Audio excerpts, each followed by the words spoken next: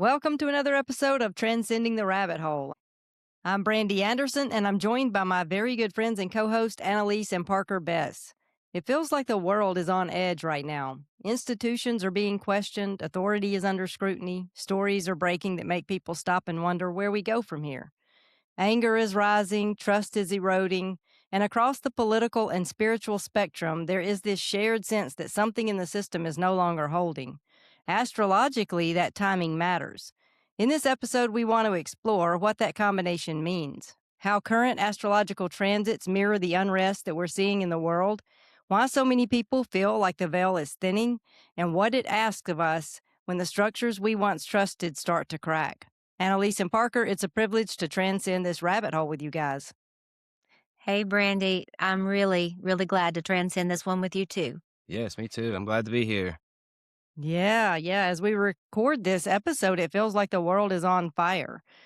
We brought in the new year with protesters gunned down by ICE agents, which understandably created an emotional stir in the collective. And just this past week, at the time of this recording, more Epstein files were released, and they seem pretty damning for a lot of prominent people. The energy is really intense right now. And before we jump into that, I just want to take a moment, though, and check in here because this is an intense year already. And just ask you both, what's giving you life right now? Like in the midst of the world's insanity, how are you staying grounded? I like that question. I like that. For me, it's in my very real physical world. It's these puppies we've still got. That's been I think, God's blessing to me to keep my mind out of the gutters of the horrors of the world. So that's given me a lot of life. But they've all started to go home, so I'm going to have to find some Yeah. new excitement here pretty soon, and just focusing on my own inner growth, focusing on our family, trying to stay in the moment while also being aware of what's burning down all around Yeah. me. Yeah. What Yeah. about you? Yeah, same here. Just, you know, trying to be in the moment. That's the main thing I really try to live by. It's just anytime I try to get outside of that or, it just kind of turns into a constant wheel of chaos for the most part. So just being in the moment and I find joy in that, playing with my kids, going down to our little area where we can ride bikes and just play, that's fun for me and the puppies. They're having a good time. We had to re we rehomed 4 of them yesterday, so we still have 6 and, couple I guess 3 wait, 4 more are going home this weekend, so we, our time with the puppies are wrapping up, and we've been busy with that, but now it's kicking off, and it's crazy out here, that's for sure. I'd say we've Yeah. both been doing a lot more too, kind of that morning quiet time. Yeah, That's Mm. felt a little longer and more intense, just trying to get our own energy set for the day before we step out into the world. yeah. Um, but what about you, Brandy? Well, first of all, I'm jealous that I don't have puppies because they are the perfect distraction from all of the world's insanity. I mean, they are just pure love.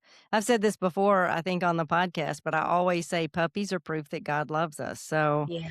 yeah, they're just pure love. But for me, it's not really disillusionment right now, as it might be for some people, because I opted out of the political realm years ago. But still, the energy of the collective is heavy, and I feel it. Yeah, And a part of me is glad to see that the veils are lifting finally, and more people are starting to see through the illusion of the matrix. But then another part of me feels the heaviness of this Mhm. tower moment that we're headed into. And I did find myself swept up in the doom scroll for a few days oh, following the yeah. release of those files. So I've been mindful of that. I'm trying to be more intentional now about how I engage with social media, silencing my phone, getting outside for some mindful walks. Parker, you mentioned going outside playing with the kids. Well, I don't have puppies or kids, but get outside, get in touch with nature, take a Yeah, walk, take some deep breaths. That's really it, really, for me. It's to stay off social media most of the day, and then do some centering exercises to balance out my energy. That's been really helpful for me. Mm, yeah, absolutely. definitely. I've felt that heaviness too, and it's like a balancing act. Like, hey, how do I carry the atrocities of the world in one part of my awareness, but then stay grounded and in Yeah, peace and joy in the other part of my awareness. Um, right. so that's been a very interesting balancing act. I told my mom this morning, we were having a long conversation about this. Um, I said, "You know, I might sound unhinged, but you should be proud of me, really, because the world's on fire. You know, I'm balancing this and that and that." I said, I think we're doing pretty good." So I feel like as a collective, we all just kind of should give ourselves a pat because this isn't Yeah. normal and Yeah. this isn't what other times in history have experienced, but in a way it is. You know, like the last time Neptune was in Aries, I read that was during the Civil War Yeah. time. So obviously this Neptune and Aries time has had a pattern effect on our society, but never before to this extent, I don't believe. Yeah. Yeah, I mean, it's intense. The energy is intense all around. And I think also because social media is a factor, and that was not a factor in Yeah. previous years when things like, during times of turmoil and tower Right. moments, tower seasons. So now we're inundated with everyone's opinions and everyone's reactions and all of that energy all of the time. So it's just, I don't think it's healthy. Um, Mhm. and because it's so destabilizing for people, the energy is just chaotic. So, aside from the fact of what's being revealed on a collective level, individually in our relationships and our individual relationships, the people that we're interacting with on a daily basis, the energy is just nuts because those people Mhm. are trying to find stabilization in something that is crumbling underneath their feet. So I think we all Mhm. feel that. Yeah. Definitely. Yeah. Definitely.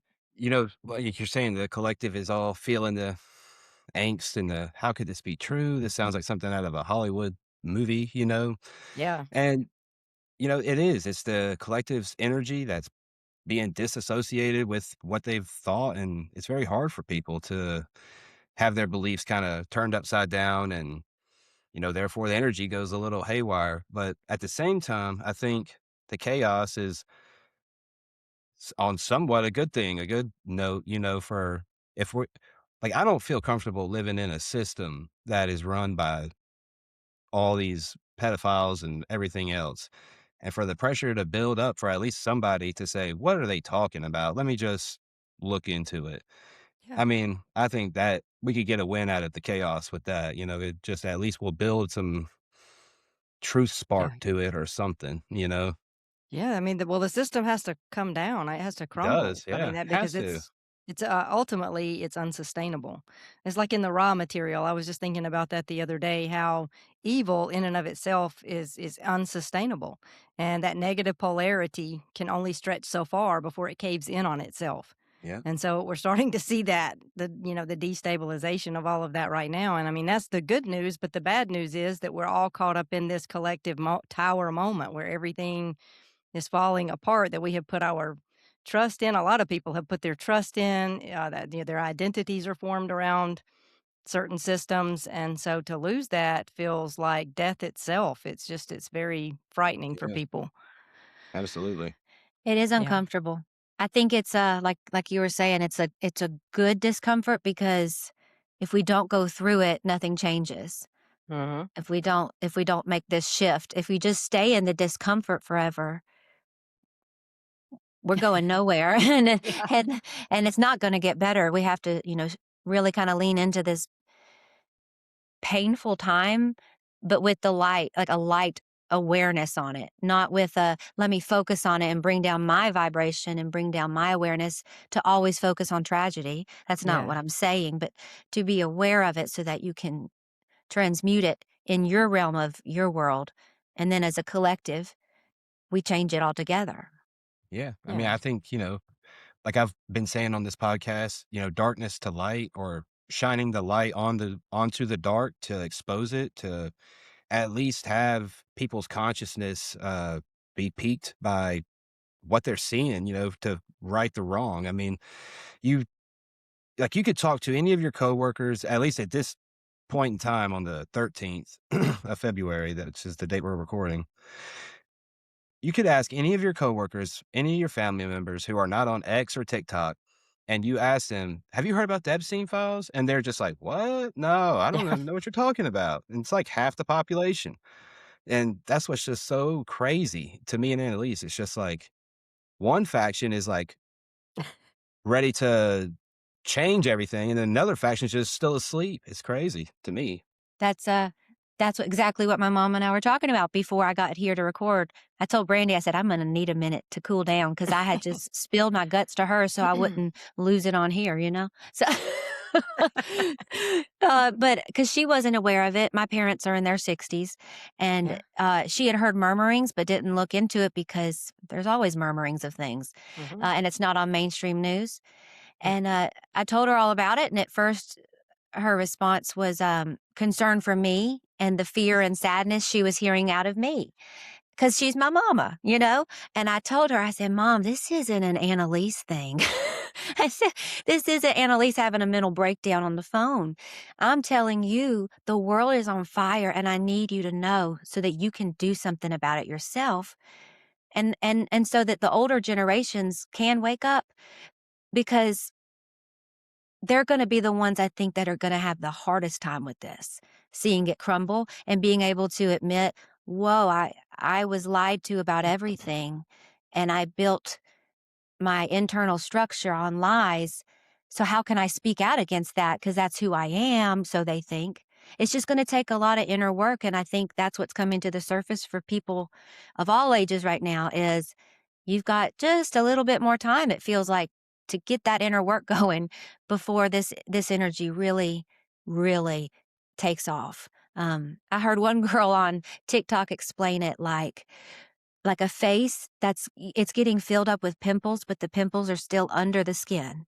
But Mm. you can feel them, they hurt, and they're swelling and all that. And you know something's coming, you know it's gonna be bad, but you can't do anything about it at this moment, you can't pop it, it's still under the skin. Mm. That's kinda where I think we're at. We all Yeah. feel it, but it's gonna take they've gotta come to the surface and then phew, we're popping every one of them, and all the nastiness is coming out, and we're building a new world. That's my plan. Yeah, I love that you mentioned that, it's under the surface because that really we really are in the very beginnings of something that's going to gain momentum over the next 13 years. Yeah. Yeah. Astrologically, there is an astrological component to all of this, which is what I think we should jump into Yeah. now and kind of set the tone for this conversation because this stuff is not just, happening out of the clear blue sky. Astrologically, there's a rhythm to all of this. Um, so Neptune just entered Aries, and that alone is a huge generational shift. Neptune is a planet of collective illusion. It's about propaganda, myth, and disillusionment. So it governs what we believe in, what mesmerizes us, and eventually what is going to dissolve. And Aries, it's moved into Aries. Well, Aries is a fire sign. So it's all about identity and war and courage and rebellion and conflict. It's a willful sign and it represents taking action in the world, like taking action. So when Neptune moves into Aries, the collective enters a period where identities begin to get questioned or reimagined and spiritual movements ignite even. As some people are going to become unwilling to live inside these old narratives, like what Annalise was saying. The illusions are just being confronted, basically, and everything is going to start to crumble. So we've entered a phase where illusion dissolves and people will begin acting on that corruption and the falsehoods that they see coming to light. And Neptune is going to be in Aries until I think 2039.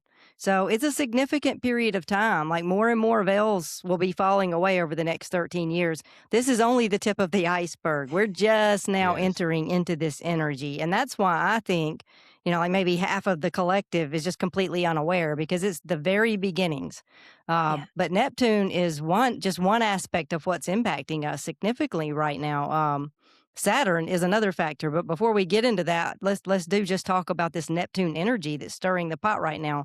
That's that undercurrent that everyone's feeling that you were talking about, Annalise. Mhm. Those pimples, we feel Yeah, them. I've heard a lot yeah, of people say that, like, I feel like something bad's coming, or I feel like something big's coming, or I feel like something monumental. People have a yeah, different way of interpreting what they're feeling, but they all feel it because we're all connected, we're all one, and we're all a part of spirit. And spirit's moving and it's coming, and we all feel it. yeah. Yeah, Neptune, yeah, it's dissolving all kinds of systems. We're seeing the banking system go up in smoke pretty much with them being short on a lot of precious metals. You're seeing the precious metals market go up, which just means, there's instability within what we have all come accustomed to, which is the dollar being, you know, king of everything. All kinds of systems are coming down. Pharmaceutical companies are being found to be liable for certain things that they didn't disclose. In the Epstein files, it talks about how Epstein and Bill Gates practically engineered and planned for the WHO to come in with these basically trial runs of pandemic to test humanity. And, everything's coming to light, which therefore will make it come down. And it's a wild time. It's a crazy time. And you see people that are not going to stand for this. They're just not going to. And that's the Aries part that we're moving into. It's a Uh-huh. time of truth and confrontation, and not confrontation, but confronting the evil. And I guess there Mhm. might be a confrontation. Yeah. Yeah, But, it is. yeah, and, It's confrontational energy. It really is. really, yeah, and, I'm not gonna lie, like, people like me, like, I'm not gonna allow my sons to grow up in a world like this. Like, this is just No, that's not happening. And as a Aries, this is my comfort zone energy. This is my time to rise kind of energy. I love it. Like, I love when people educate themselves and take down bad, bad power systems. What's that quote about? it's, harsh times make good men or strong men, and good times make weak men. Amen. And, when systems collapse, most of the time the systems are good. You look back at Rome. Rome was in the peak. They were just like us right now, printing money, scraping. You clip their coins is what they did for printing money, like in, you know, the same retrospective term. So they were doing all kinds of things to try and just prop up their country. And what did it do? Created easy times, weak men, and everything came crumbling down because wasn't weak leaders. And men, it just means leaders. So Yeah. It seems like it's kind of like split. Like, for some people, this time is bringing profound clarity, or they're seeing like dreams are being forced into form, and they're getting excited about this truth coming out because they realize it means we're headed in the right direction. But then you've got the other half, it feels like, who they've never been interested in the inner work or the truth, and so now they're really bracing themselves against this wave of truth, like, oh, if I just squeeze my butt cheeks together hard enough, I won't get knocked over by this wave, you know. Excuse me, but that's what they're doing. They're bracing themselves. You can't brace yourself against the wave of truth, or you're just going to go down with it. And so I think this is an important time for people to kind of tie up the loose ends on your own inner self and ride the wave. Don't don't Yeah. don't resist the wave, because you're a part of the wave, and you're either going to get drowned by it if you bear down, or you get to ride it. So Yeah. you got to be a part of it either way. Yeah, I love that. And because we really do live in a state of perpetual contraction. Like when you were saying, just, clench up, embrace yourself or whatever against truth. I mean, think about it. The collective, that is the illusion, right? And it has been for years before all of this even came to light. People perpetually brace themselves against truth. That's our problem. That's our yeah, core issue. Really, the only way into enlightenment, if you will, is honesty, authenticity. So it's not some mountaintop blissed out state of existence where you're just, in utter peace all of the time. It truly is about confronting truth at every turn. I mean, just being painfully authentic. It yeah, is painful, Yeah. because illusions are comfortable, and they Mhm. secure the ego, and they make us feel safe in the world. And this world, nothing about the world is safe. And Yeah. so we're starting to see some of that. And I think it's interesting. Like I've been using the word tower moment. In tarot, the tower card represents the breaking away of everything. And really, it's like an apocalyptic card, which apocalypse Mhm. just means unveiling.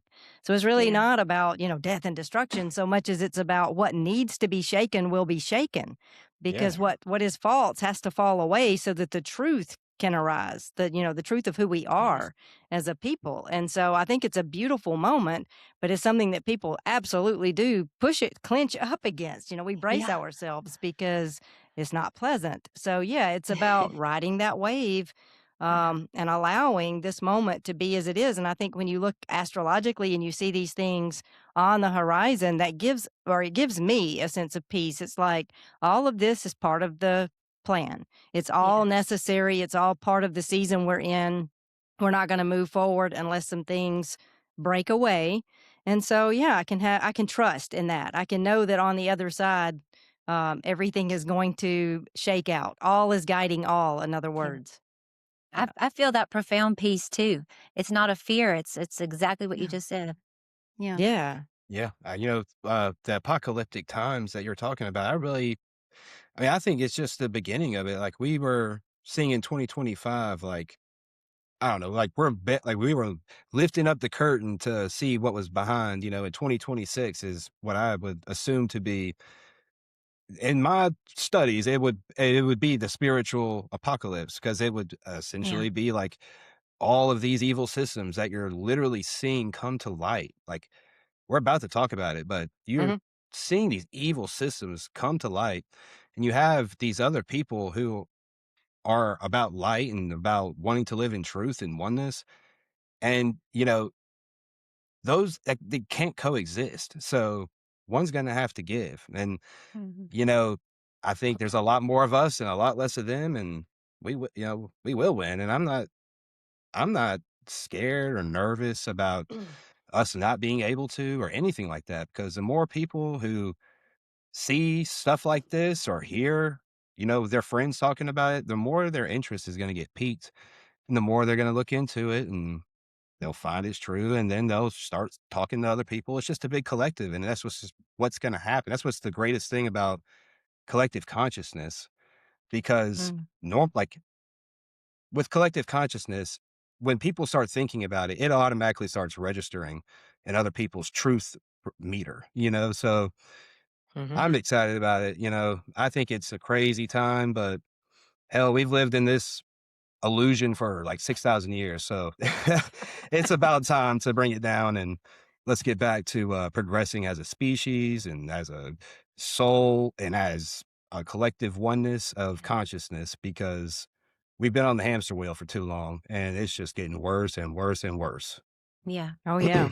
Yeah, because that negative polarity, has to reach a certain breaking point, and then like I said, it caves in on itself. So things, Mhm. are reaching a heightened state of Yeah. intense. Mhm. What is it? There's that verse that says the devil is something because he knows his time is short. He rages because Mhm. what's the verse? I can't think of I what can't. exactly. But basically, that's how evil is, when Yeah. at the end, when the time is short, you see evil ramp up, and that's Yeah. exactly, you just see it. It's always been there, Yeah. kind of mulling along underneath the surface, but now it's really showing its ugly Mhm. face, because Yeah. it feels pressure, Right. and Backing it it's. into a corner. Yeah. Hmm. That's what I hope, Yeah, later on in this episode, maybe we can help connect dots for yeah. listeners about this because, like you said, it's not a new thing. It's not like this just popped on the scene. Like, this has been going on for all of time, documented in our Old Testament. Like, this goes back, back, back. And it's just been covered up in all different ways. And now Yeah. it's coming to the surface. And um, as we're shifting into this new age of Aquarius, and people debate where exactly is that day but we are in that time. This is the Mm. shift. The last time that an age was beginning would have been Pisces when Jesus, Yeshua, was born and living and died. So this is truly what I believe is the second coming of Christ, but it's not Jesus, the human being on a horse on a cloud. It's that spirit of truth in everybody. And I'm not talking religious. I'm talking about the spirit of truth available to everybody if you surrender to it. It's that waking up right now and turning over the world back into the hands of the light, which Jesus came to do, and which I believe he did cosmically. And now we're seeing the physical manifestation of it here in this realm. I think time is weird. And I think it's taken a long time for that that cosmic spiritual battle that he won in a spiritual way to trickle down to here. But that's a whole different rabbit hole. But I think no matter what, it's a time of disciplined reinvention for our whole society. It's not a Yeah. time to be scared and angry and do nothing about it. Just be scared and angry and sit here and let it happen. It's it's an inspired restructuring. We're here. You, me, everyone listening. You were born now for this time. You're not here by accident. You're you were born for this time, very much on purpose, and you were equipped with everything you needed for this time in your design. Yeah, that's very well said. It's threshold moment. All of Yes. those, like you were speaking of, during Christ's time when Jesus walked the earth, the fall of the Roman Empire, all of those things are threshold moments. And so, and time is not linear. Everything is cyclical and rhythmic in a spiral. Things are running in a spiral. And so we're seeing these cycles replay themselves over and over in a loop because we're coming back to the same lessons with a higher state of consciousness each time. And so we're kind of evolving along in a spiral. Right. And, we were talking about Neptune entered Aries, but then to spice things up, Saturn is also moving into Aries this month, and it will make a conjunction with Neptune, which just means that these two planets will be very close to each other for a time. When two planets move close to each other, their energies amplify each other. It's like when two weather systems collide, you have rain and then you have wind, but when they collide, you have a storm. So the energy of these two planets will just intensify for a short period of time. And Saturn is about structure, authority, law, institutions, accountability, consequences. And like I said, Neptune is that illusion and deception, idealism. So when Saturn and Neptune come together, it's the colliding of hard reality with illusion. And we're seeing this already ramping up in the world around us. And I'm not an astrologer, but I do find astrology to be a super helpful tool in my personal journey. So I've been trying to learn more about it and just pay attention to the transits and how they affect me personally, but also noticing how they're going to impact the collective. Because, I live in the world. And so being able to interact with other people, engage with the energies around me is just helpful to kind of tap into that and to see how that's kind of flowing or swirling in the moment. So I think it just helps make sense of what's happening on the world stage right now. So for me, just seeing all of this astrological influence helps me see that all of the upheaval is just part of the plan, like it's necessary, like I was saying before. Things are flowing as they should be. The veils of illusion are just being stripped away, and that's good. That's a good thing. Even though it feels painful in the moment, it's a necessary stage in our evolutionary journey. So yeah, I think if you're feeling disillusioned right now, you're exactly where you're supposed to be. So don't stress out about it. And if you're not aware of any of this, well, you're probably not listening to this podcast, but just hang on. You'll get there because this is a Yeah. 13-year cycle and it's not going to let us off the hook. Yeah.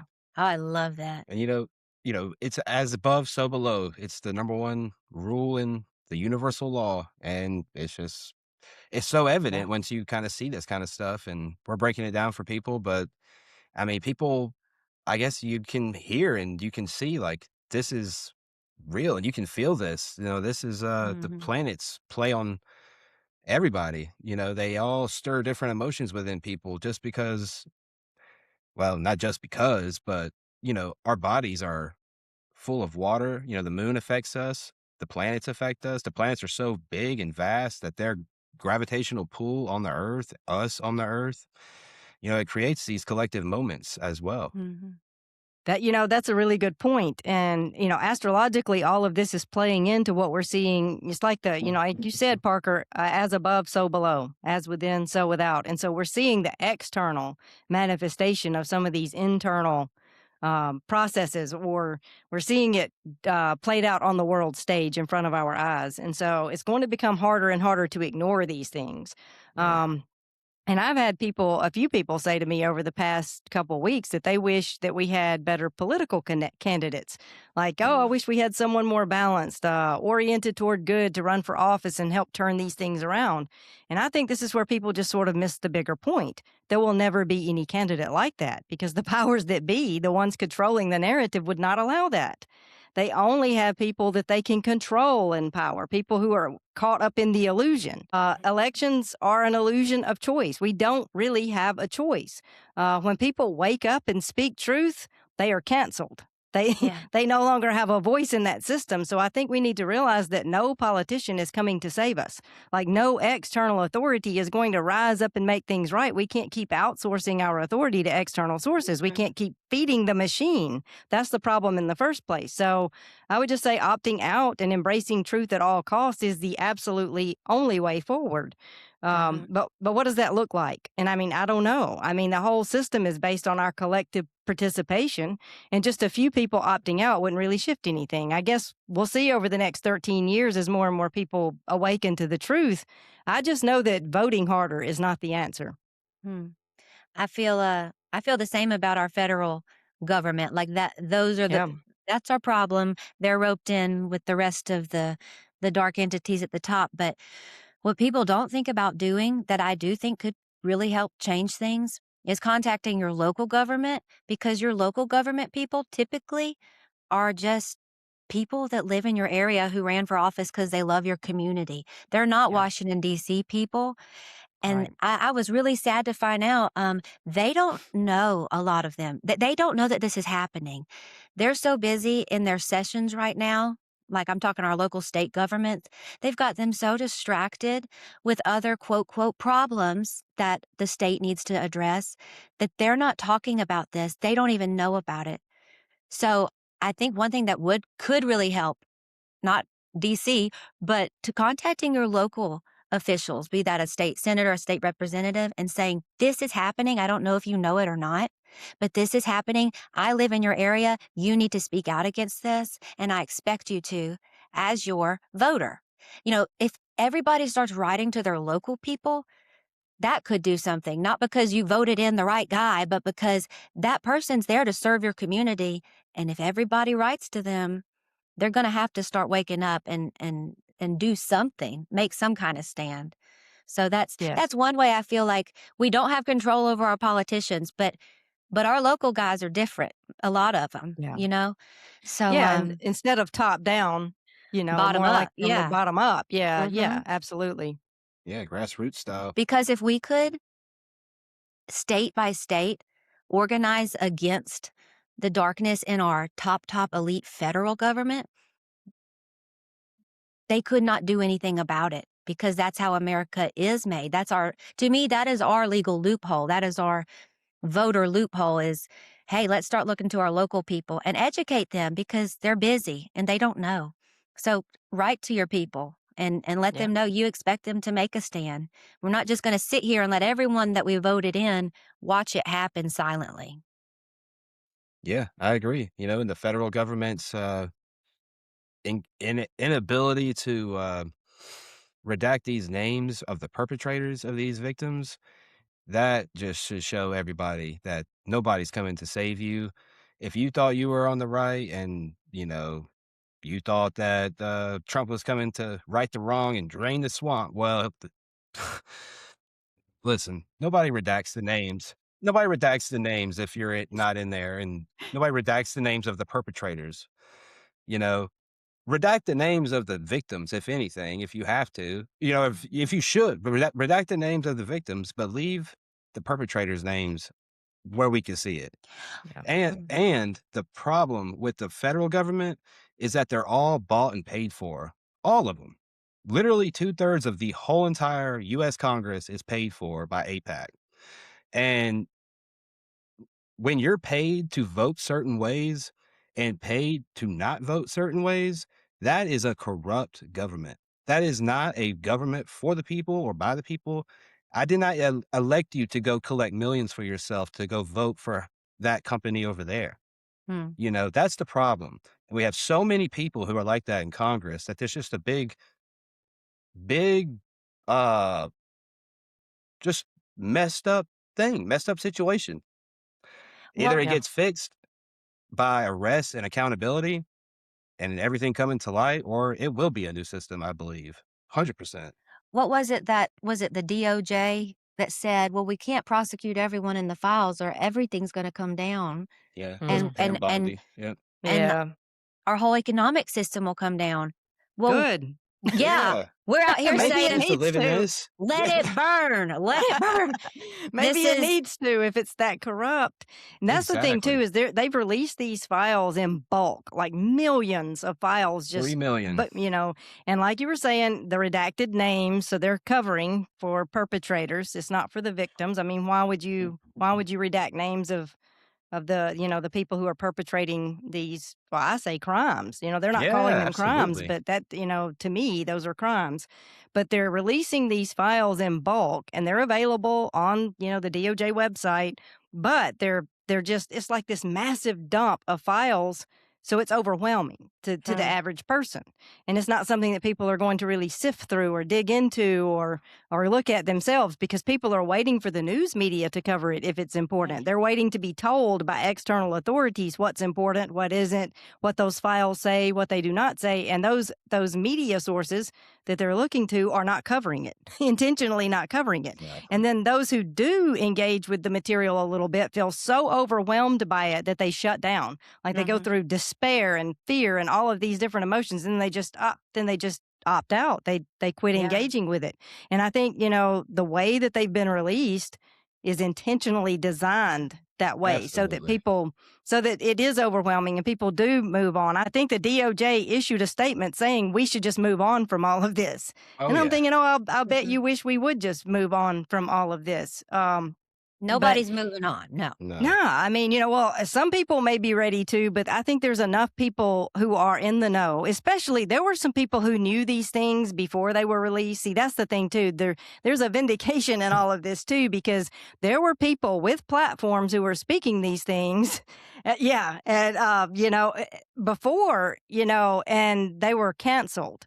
Yes. They were, if you were a wacko if you were saying these things. So, but if anybody's interested in reading the Epstein files for themselves, they're available on the Department of Justice website. And I encourage you to use that website to fact check the things that, you see being shared on social media, because some things shared on social media are a distortion. Some of it's AI, some of it's not true, but there's truth in a lot of it. And so if you see something that sounds absurd, well, don't just write it off. Go and check. And there's a search bar, so it's easy to type in keywords or a key phrase or a sentence. Check the original source. And I will drop that link in, to that site, Yeah, the good. DOJ site, in the show notes for anyone who's interested. But these emails, we've kind of circled around it here in this conversation. They reference pedophilia. It's not speculative. I mean, Epstein's case history and the Maxwell case centered around sex trafficking and the sexual exploitation of minors. So it's not conspiracy or speculation. And when you sift through those emails and read some of the exchanges between well-known, powerful people, the implications are pretty straightforward. It's public information. It's out there. And as if pedophilia and sex trafficking aren't horrible enough, these files also contain references to ritualistic sacrifice and cannibalism. And that's not hyperbole. It's not an exaggeration. It's literally in the email exchanges. And I think it's also worth pointing out that a lot of the references to pizza in those emails in very weird context, it seems to confirm that the Pizzagate theory wasn't so crazy after all. Anyway, I think we're going to see a lot of the conspiracy theories validated over the next few years, and it's a hard pill to swallow because these conspiracies sound so far-fetched. And that's why it was so easy to just write them off for so long. I mean, the people who were speaking out, like I said, they were canceled, but we're seeing proof of it in the files that the DOJ released. I'm trying to just think of what I can say and can't say at this point So in time. I might have said too much. Did I You say did too not. much? No. It's just being the Aries that I am. I don't want to pop off here. Yeah. Brandy, I have not been able to sit and look at these files on the DOJ site because I'm an empath, and it will hurt me very badly. And so what I do instead is kind of get the Cliff Notes, and the Cliff Notes are horrific enough. And if you're not able to even get the Cliff Notes version and understand the gravity of this situation, you're a part of the problem. And we need people waking up right now.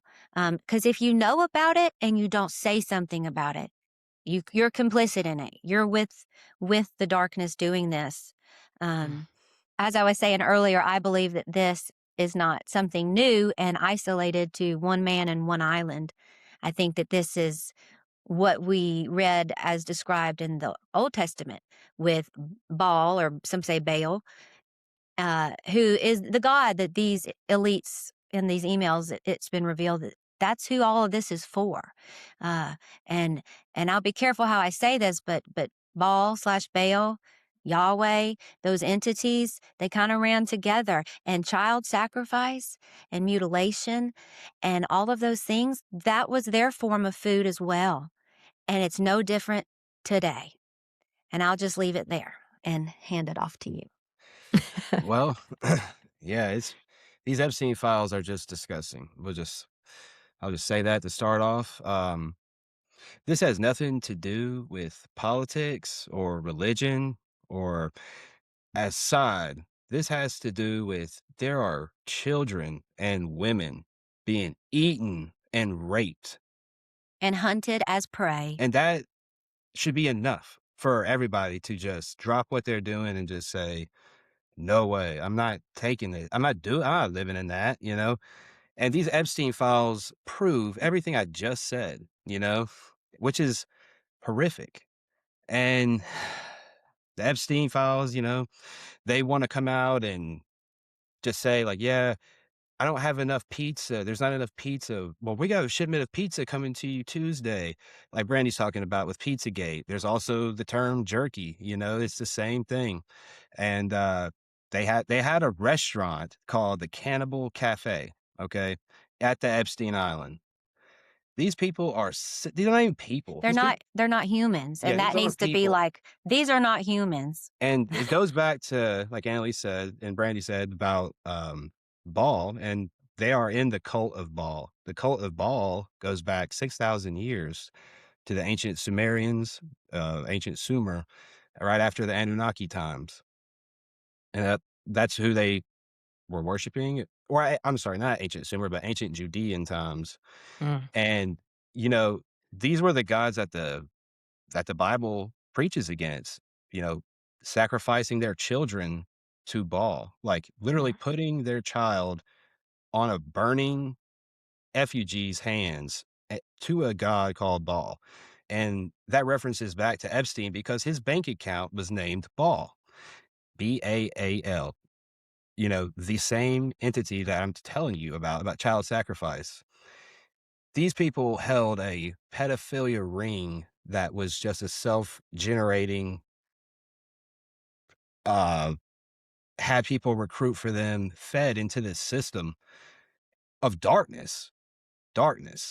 And it's all coming to light right now, but just know, like, the adrenochrome, if y'all have never heard of that, you better look into it because this is what these people are doing to these children, you know, children, children, not a political stunt, or a religious whatever.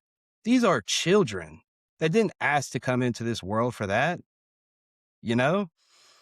Man, that pisses me off so bad. But Millions and millions and millions of missing children, not from just America, from other countries. Now we have other countries jumping in on our legal system because their children were trafficked in this. What was that movie that came out a few years ago in theaters? We went to see it. Oh, I And it saw was about that. the trafficking. Passion of the Christ guy directed it. I can't think of it right now. Yeah. But in that movie, that really lit something up in me, because I wasn't aware that we have mass trafficking of children and infants and others going on. But at that point of that movie, I didn't understand how far up it went and how far back in time it went. But now I understand it. That's what it was for. It's these entities at the top. And I say entities because if you ask me,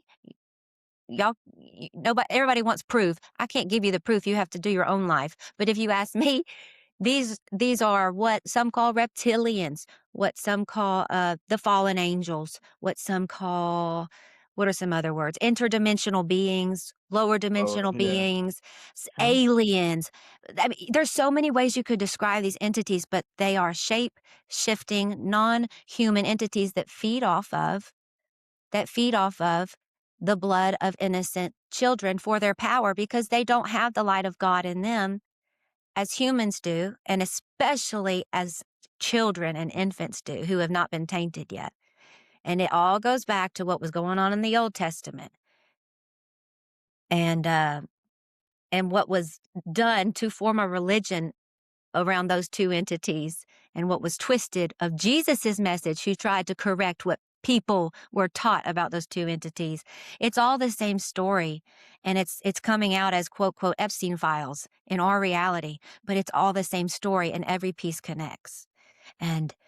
And I just hope that helps because it's not like Parker was saying, it's not a political thing, it's not a religious thing.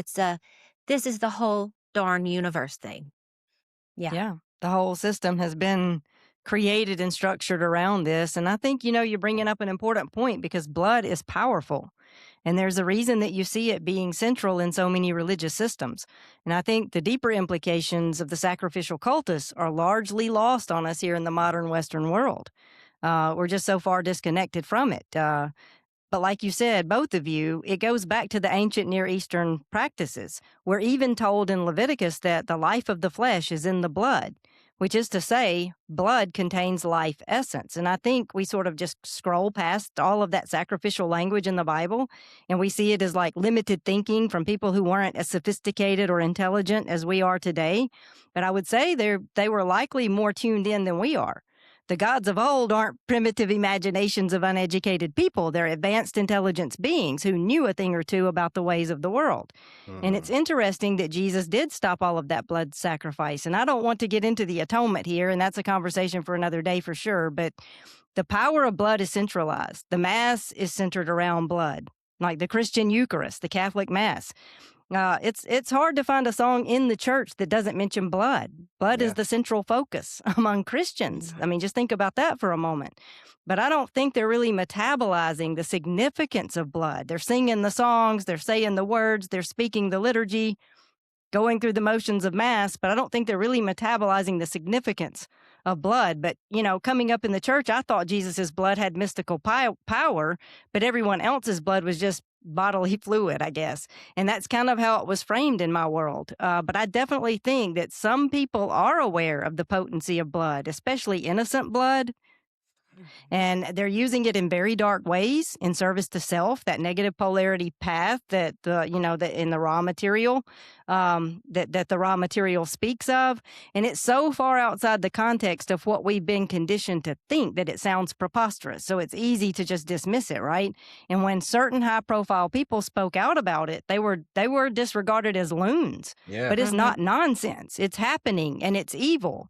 Blood is currency. It carries life force. It imputes life. So, yeah, I just want to leave it there, I guess.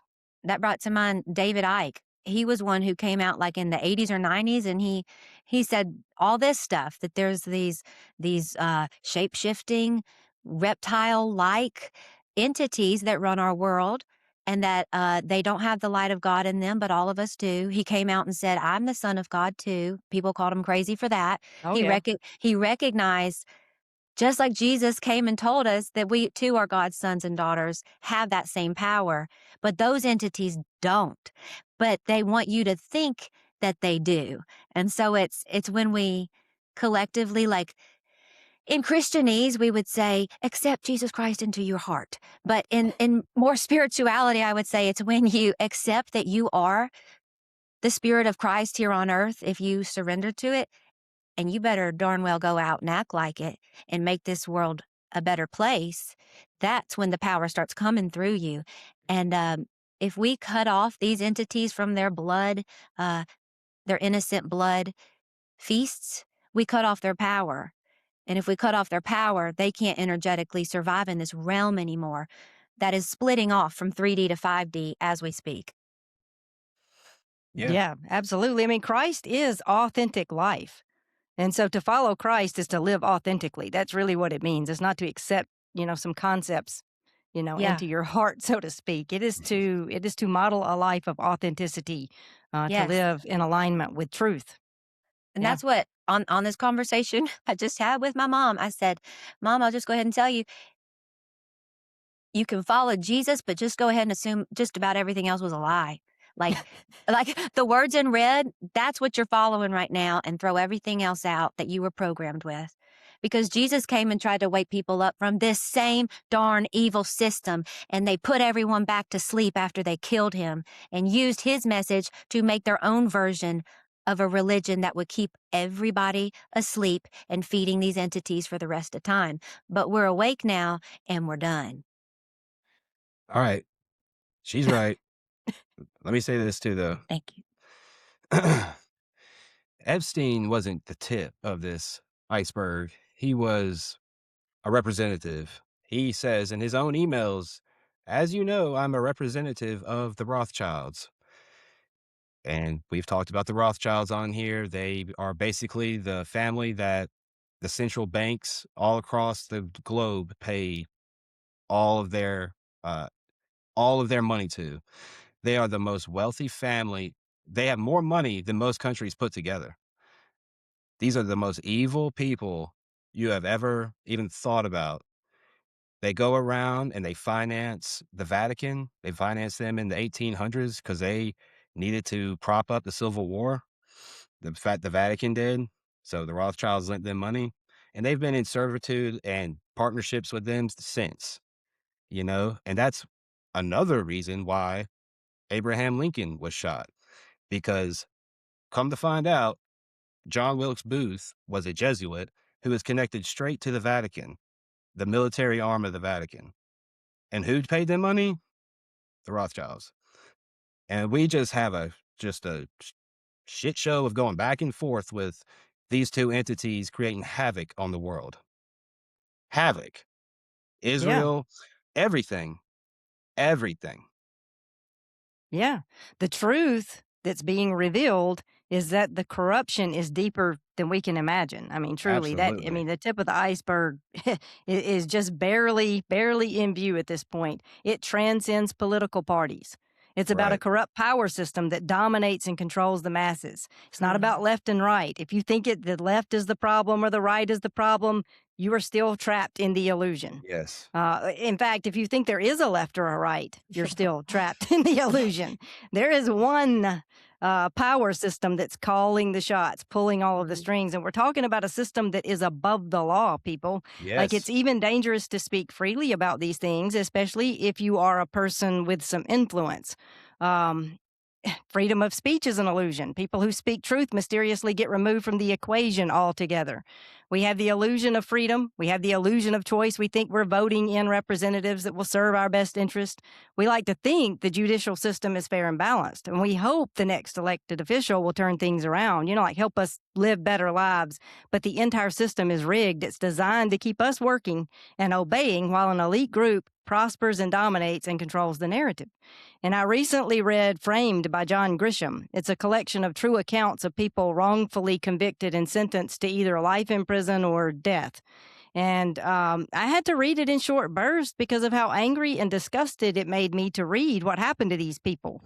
And in the outset of the book, he says there were such an abundance of cases, that he could have drawn from, like a big, huge bank database of these kinds of cases, that it was hard to choose only 10. So these weren't exceptional accounts. And they also weren't the result of just, incompetence. Like, these people were maliciously and intentionally falsely convicted, sent, to life in prison or death. So anyway, I think if we're going to evolve as a people, we have to wake up to some of this corruption. We have to see through the lies and start holding people accountable. Yes. I want to say this, Brandy, you're so right about that. Got to hold these people accountable. Also, don't let your children be in a school photo until they change that to some localized Oh, photographer, yeah. because it's come out now that all of everybody's children and them from the 90s and 2000s. 90s, 2000s, where we're at now for 26 years, probably longer. Everybody who had their school photo taken was sent off to this database that was in link with Epstein and his corruption of everything. And that, you know what that gave? That gave addresses, parents' names, children's names, like a catalog to just pick from, you know?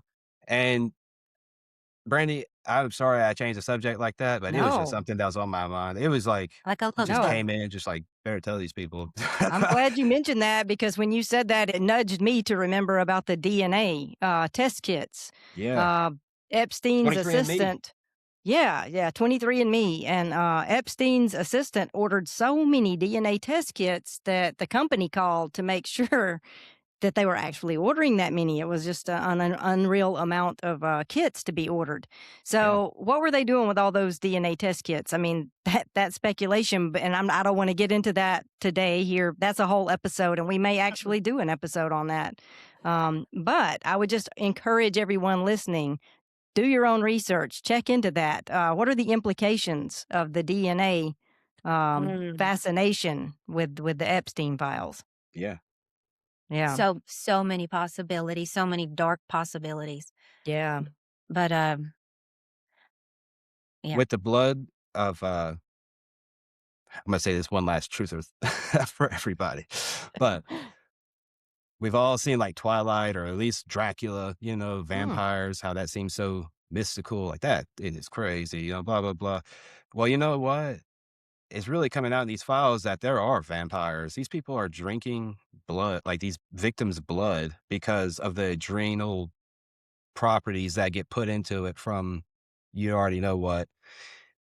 And when they drink that blood, it gives them such almost like a high, they describe it as. But that adrenochrome fact, and it's supposed to be like anti-aging properties. And this Mhm. is truth. This is not like conspiracy theory. Like it was, and then that Epstein list came out or the Epstein documents came out. But this goes back to like, gosh, the 1600s, where only they're depicting it. It goes back even further than that. But there's statues and there's paintings of this, and you can look that up too and find it, and it's like, wow, how has that been around for so long and nobody just ever wondered, like, what are they doing to that kid? It's mind-boggling, but at the time, maybe people's consciousness weren't just at that level of, what possibilities could be, but with that coming out and, you're finding out that there's cannibals, people who drink blood and eat people and sacrifice people to gods of old for power, people who look down on the population because we're not the same religion as them or ethnicity. That's insane to me. That's insane. At 2026, we're I we're seeing this and seeing that the people who are head of all these companies and even head of states, are still like engaging and interacting at that level of depravity and evil, and they're just getting away with it. When I could go out and technically sell, hypothetically sell a bag of marijuana to somebody and go to prison, Mhm. it's crazy. It's Crazy. crazy too how we went to war over a 1% tax on tea, Boom. and we're not in war already over this. I mean, what's happened? Or the fact that wasn't Bill Clinton impeached for like an affair? Mhm. Mhm. Well, look what's happening now. Why are people not being impeached? And I better stop myself because I don't want to incite violence. I want to go about Right. with organized peace and structure. But first, you got to feel the anger a little Yeah. bit, I think, to really touch that place inside your soul that remembers, oh, yeah, I was born for this. Oh, yeah, I don't have to sit here and be scared because I was literally made for this and to take the earth into the next phase of our like of reality. Um, yeah, it's not an accident that you're here now, that I'm here now. I really think we are here for this. We are here to bring this to light, bring down the old world, bring in the new world. And just by the way, that movie that I referenced earlier is called The Sound of Freedom. Came out in Hmm. 2023, Sound of Freedom. And it's I don't I don't think it references anything Epstein-y, but it was a little ahead of its time in that it gave us a little peek into just a little fraction of some of the stuff that goes on to create the reality we're in right now with the trafficking and everything. So if you haven't seen Sound of Freedom, please watch it. It's it's something you need to see, I think, just to have some kind of reference point at all. Yeah, yeah. That was a really great movie, and I do recommend everyone check that out if you haven't already. And all of what you're saying, we don't want to incite fear or, outrage here. That's not the point. The point is just to face truth. It's not to Yeah. drop into projecting. It's not to drop into reactive. Just slinging your emotions out there into the world and reacting instead of responding. It's about a balanced response to truth. And so, but first you have to see truth clearly. You can't bury your head in the sand. And I think people need to have, compassion in the process for themselves, self compassion as you process this, metabolize this, because it's a lot of information at once that people really weren't ready for in any way, shape, or fashion. Like for myself personally, I've kind of known these things. Well, I've not kind of, I've known these Yeah. things for years. So it's not rocking my world like it is some people. I've already been aware or in the loop that these things were going on. And so for me, it's like finally the collective will begin to see these things. So it's a bit of a relief that it's finally coming out into the open, into the public, so that you aren't discounted as a lunatic, if you speak against these things. And I want to say also that it can feel daunting, to try to engage with what's happening in the world right now. And I think a lot of people are busy just trying to work and survive, and they just don't have the energy to push against that prevailing narrative. And I think it's important to note that awakening to truth isn't about becoming a political activist. I just want to throw that out there. It's not about, like I said, being in reactive mode. It's about not identifying with groups, people, ideologies that keep you from your highest life path, that keep you stuck in the matrix. So you don't have to save the world. I mean, you can't anyway, right? You just have to take authority over you, no one else. It's about aligning yourself with truth first and foremost. And so if we don't drop the illusions on a personal level first, then we continue to project our shadow material onto others. And that's what feeds the machine. So it's about refusing to project, to label and divide and other people. It's, the other side is the problem. These people are the problem. It's withdrawing our shadow and taking back control over ourselves. And I think that's what this moment is ultimately asking of us, to stop deluding ourselves, to face the truth squarely, even when it's uncomfortable or even painful. And when we continue to operate from that dualistic consciousness, that labeling, dividing, and judging, we're just feeding the machine that has us in its grip. So the system is designed to keep us divided. So the only way to fight back is to stop othering people, stop identifying with a team, a party, a particular group. Evil is perpetuated as long as the binary mind is running the show. And people are asking, oh, well, what do we do? Jesus answered that when he said, this is what you must do to be saved. Love God and love your neighbor as yourself. That's it. That sums up everything perfectly. Love others as extensions of your very self, because there are no others. Stop the perpetuation of evil by dropping the projections. Love is the only answer. I love that. But I do think you have to demand justice. I don't think we can just, I think there's going to have to be a call for change. Like, there can't be not a call for change, because the system will just keep going if it's not like they're trying to do right now. It's time to move on.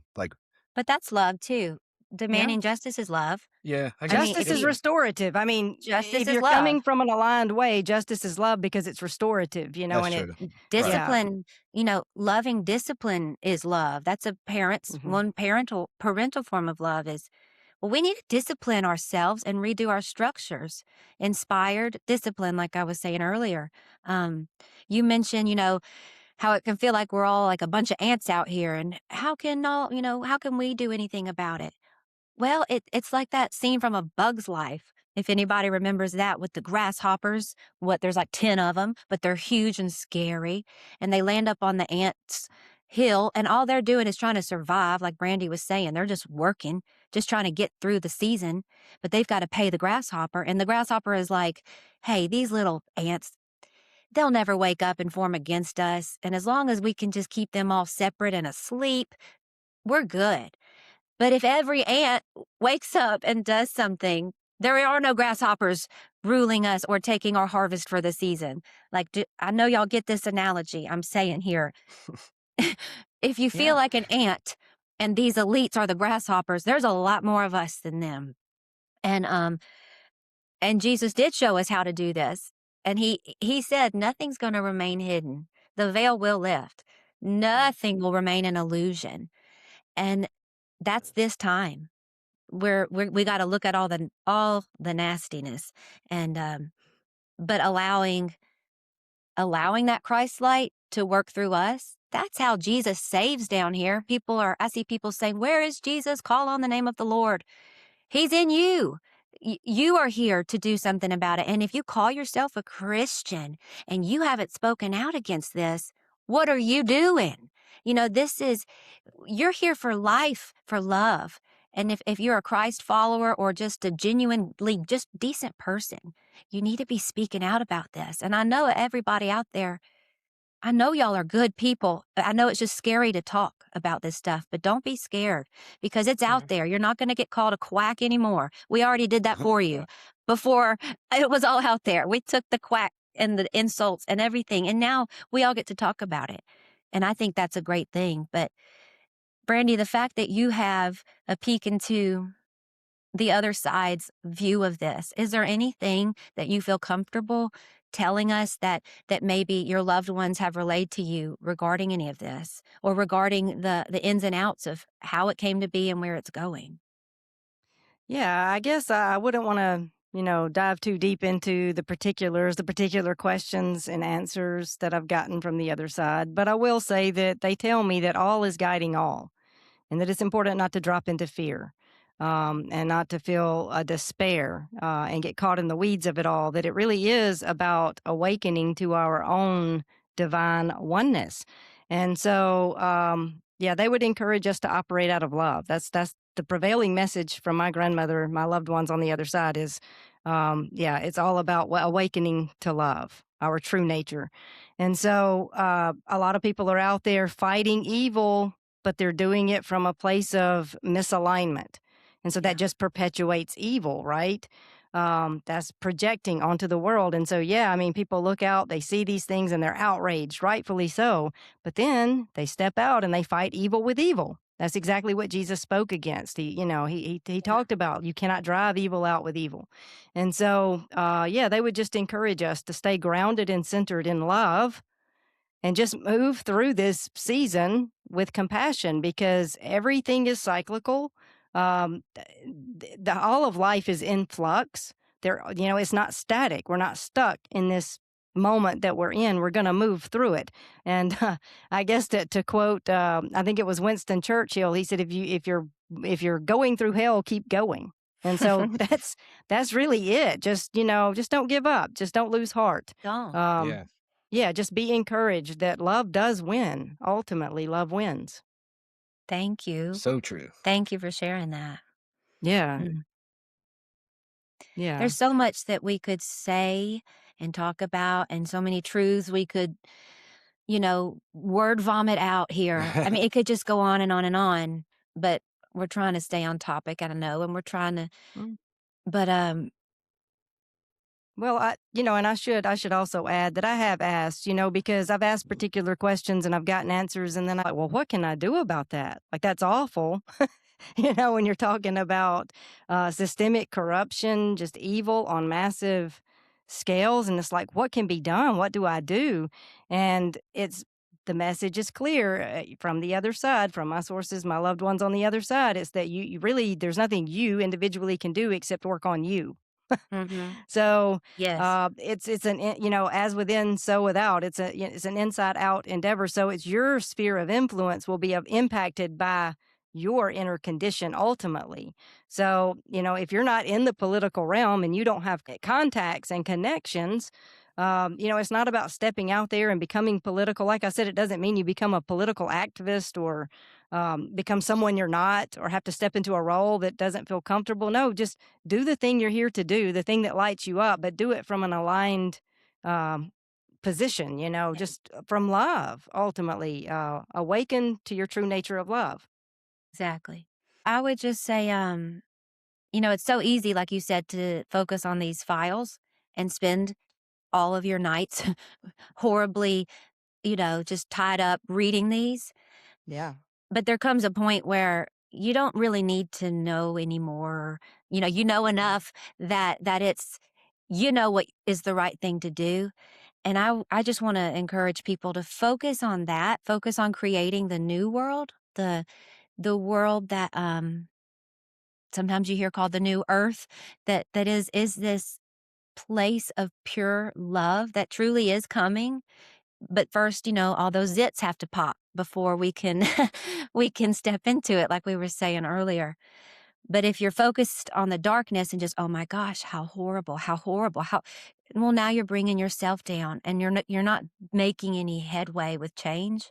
So like Brandy was saying, when she says focus on yourself, it's not in a selfish, just look at your own Oh, life, no. don't worry about it way. No, she's saying do your inner work Yeah. because this is kind of, I don't want to say it's your last chance, but it's kind of your last chance before things really pop off to get right in your own soul so that you're really useful here for this battle that we are now, whether you like it or not, walking into. And it's a battle that we already have won as I'll use the language as children of God. Um, it's a battle that us light bearers have already won cosmically, and it's got to play out in the physical. Like Brandy's loved one said, it's there's nothing. You're not bringing it in. You're not keeping it out. It's coming. You can ride the wave with love, or you can bear down, like we were saying, and just have a miserable time.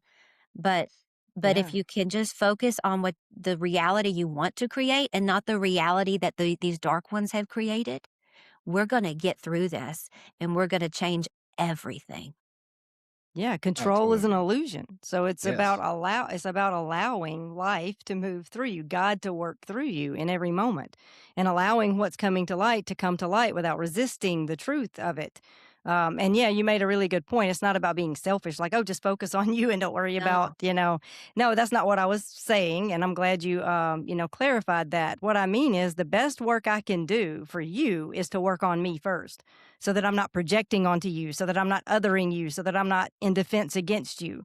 So the most loving thing that I can do for others is to work on me. And Yeah. so that's what I mean. You can't possibly expect to be a positive force for change in the world if you are coming from that same fragmentation that all of this evil is flowing out of. And we all are coming from some fragmentation. So I'm not Yeah. singling anyone out. We all have our own work to do. So yeah, it's just about authenticity. I mean, I can't say that enough. It's just about seeing clearly, not Yeah. resisting truth and being authentic in the way that we live our Yeah. lives. Yeah. Definitely. I think baseline, like when people are like, what do I do? Like you said, talk about it in Mm. your realm where, whether it's around the dinner table, at your work, on your Facebook, on your Twitter, whatever it is, start discussions about it so that people are made aware because, like, as Parker said, we're recording today, February 13th. Seems like a lot of people still don't know. And I know it's going to change, but it's not, it's only going to change if you talk about it. Everybody. And, And and just shining, that is shining light on darkness when you talk about it. So talk about it. And the collective mindset, like I was talking about earlier in the podcast, I really, that's truth. The more people know, the more collective truth meter, you know, the other people get. Like when they hear something, they're like, wow, that sounds right. Let me look into that.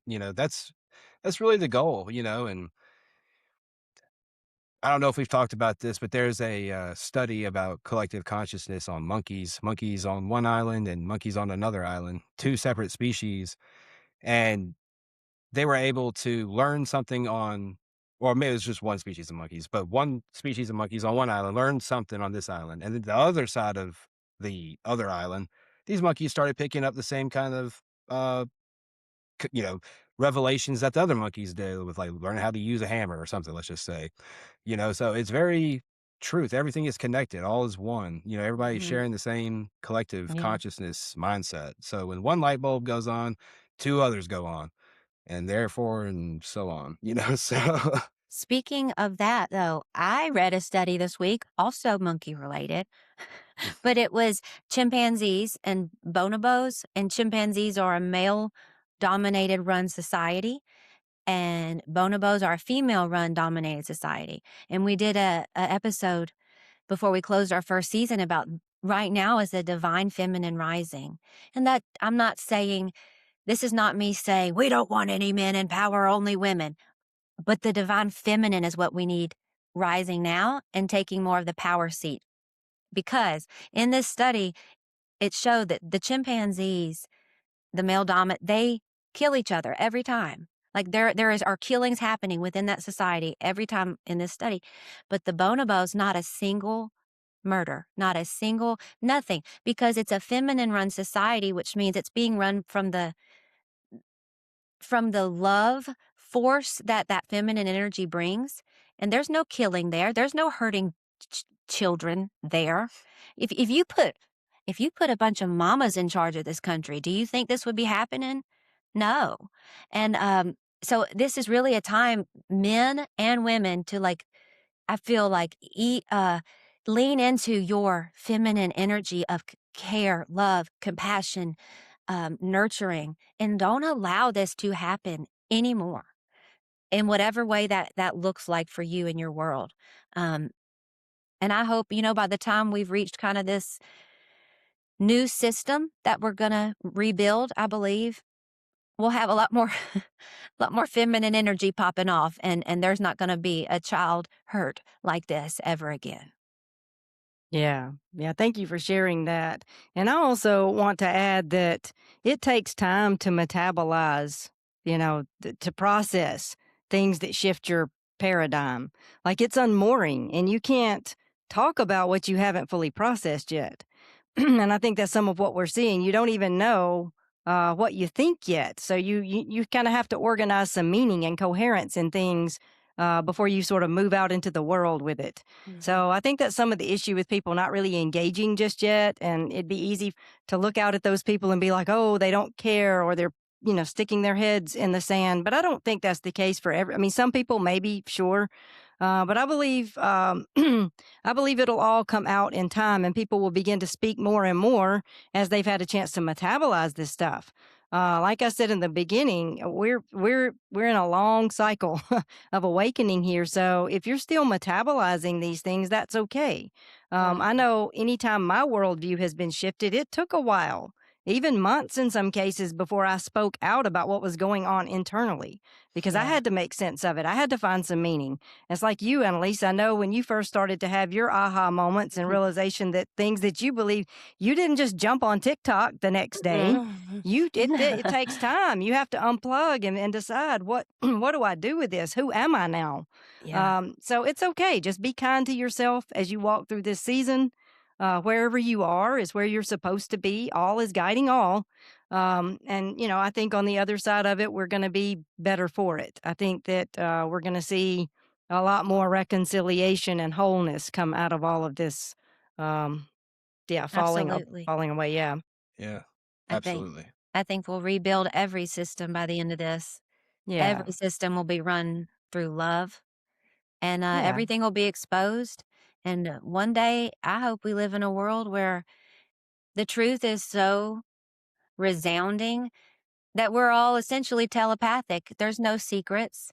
You yeah, can't have secrets because truth is all there is. But yeah. before we get there, we have to shine light on all the illusions. So That's yeah. right. Self-compassion, you weren't meant to read this kind of stuff and know this kind of stuff, so you shouldn't feel real giddy inside about it. So, Yeah, yeah, love on yourself. Give yourself breaks. Let yourself be in the present moment and enjoy the life that God's given you right in front of you. Don't get yeah. stuck in the rabbit hole, but transcend it. Yeah. That's right. That's right. Look for the light and be the light. That's it. Because as long as we're in this incarnation, as long as we're in this world, there's going to be darkness, right? I always say there is no secular world. There's only the sacred twisted in darkness. So it's always been that way, and it always will be that way. So we have to just walk through it with wisdom. I think that's why Jesus said, "Be wise as serpents and innocent as doves." Right? Be discerning, see the truth, but Yeah, I love come that. from love. Let love be your center. Don't let it Yeah. drop you into despair and projection and othering. Yeah. So yeah, There's no well, other anymore. There's no other anymore, is there? no, no, there never has been, and so I think we're all, well, I know that we're all headed in the trajectory where we come to that realization in our lived experience for sure. Yeah. Yeah. Yeah. Well, just a reminder before we close out, our monthly Burrow gatherings are the first Sunday of every month at 6 p.m. Central. And if you're looking for a safe space to explore these rabbit hole topics more deeply and to speak freely, feel free to join us through Patreon. The link is in the show notes below. If you enjoyed this podcast, please help us out by leaving a review, subscribing on YouTube, Spotify, and Apple, wherever you listen to podcasts. And if this episode resonated, share it with a friend if you feel so inclined. We thank you all for joining us for this episode of Transcending the Rabbit Hole. As always, cosmic blessings and peace. Do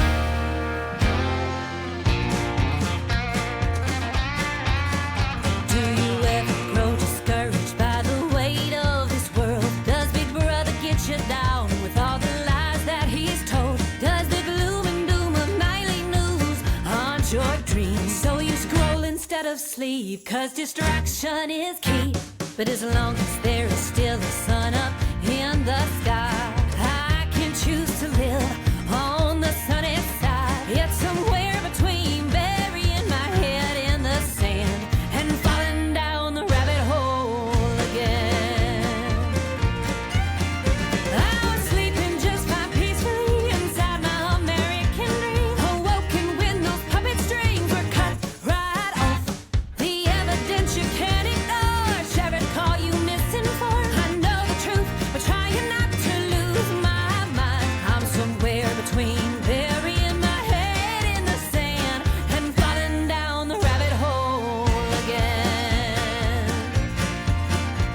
It takes a worried man to sing a worried song, and the state of humankind had me humming alone. Hello, common sense, I'm convinced we've lost our way, sold our attention to the system. Now there's power to reclaim, but as long as there's a heart beating